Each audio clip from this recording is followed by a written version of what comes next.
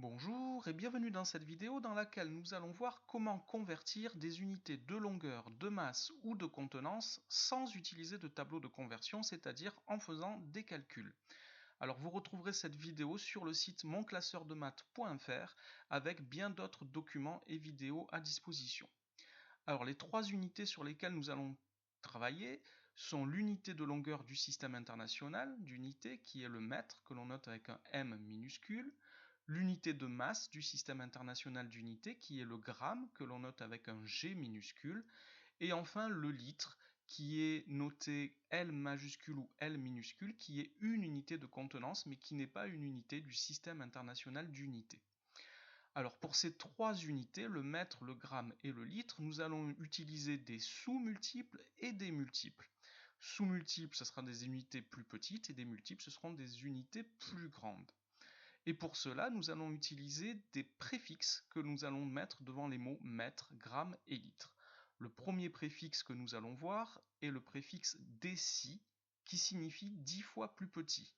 Nous avons donc le décimètre, le décigramme et le décilitre qui sont 10 fois plus petits que le mètre, le gramme ou le litre. Ensuite vient le préfixe centi qui signifie 100 fois plus petit. Centimètre, centigramme, centilitre.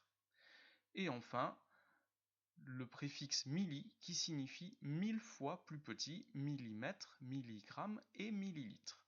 Maintenant, du côté des multiples, 10 fois plus grand, c'est le préfixe déca, qui signifie donc 10 fois plus grand. Nous avons le décamètre, le décagramme et le décalitre. Ensuite, nous avons le préfixe hecto, qui signifie 100 fois plus grand, hectomètre, hectogramme, hectolitre. Et enfin, le préfixe kilo, qui signifie 1000 fois plus grand, kilomètre, kilogramme. On peut dire kilolitre, mais c'est très rarement utilisé. Alors, nous allons voir maintenant comment passer d'une de ces unités à l'autre. Et pour cela, nous allons utiliser ce que nous venons de dire. Nous venons de dire que le mètre est 10 fois plus grand que le décimètre, 100 fois plus grand que le centimètre et 1000 fois plus grand que le millimètre.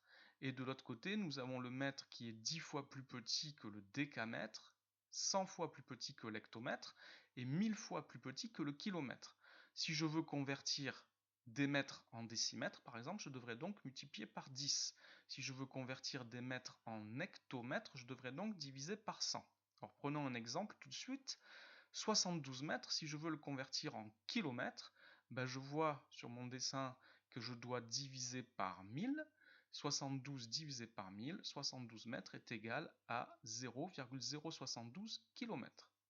Si maintenant je veux convertir 0,15 litres en centilitres, donc je vois ici que je dois multiplier par 100 quand je fais ma conversion.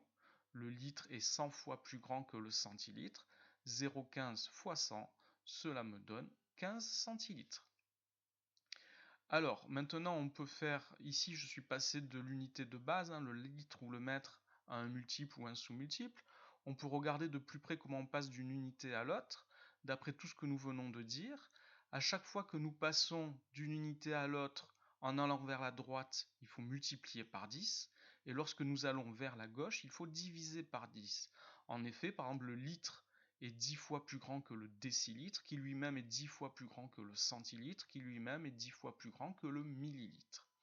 Alors, si on prend des exemples, si je veux convertir par exemple 3,2 décamètres en mètres, je vois ici, que je dois multiplier par 10. Le décamètre est 10 fois plus grand que le mètre, donc 3,2 fois 10, cela fait donc 32 mètres. Un autre exemple, si je veux convertir 150 mg en grammes. Alors, je vais garder uniquement ce qui m'intéresse, voici. Je vois que du milligramme au centigramme, je dois diviser par 10, puis à nouveau diviser par 10 pour passer au décigramme, puis à nouveau diviser par 10 pour aller au gramme. Je divise 3 fois par 10, ce qui revient à diviser par 1000. 155 mg, c'est donc 155 divisé par 1000 grammes, c'est-à-dire 0,155 grammes.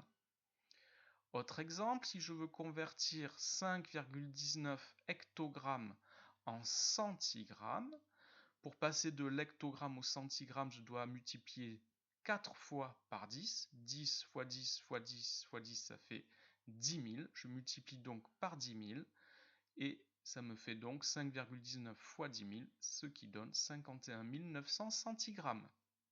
Donc à chaque fois que je me déplace d'une unité vers la droite, je multiplie par 10, vers la gauche, je divise par 10. Un dernier exemple, 125 décigrammes. Si je le veux en décagrammes, je me déplace de 2 unités vers la gauche pour aller du décigramme au décagramme. Je divise donc par 100. 125 divisé par 100, cela fait donc 1,25 décagrammes.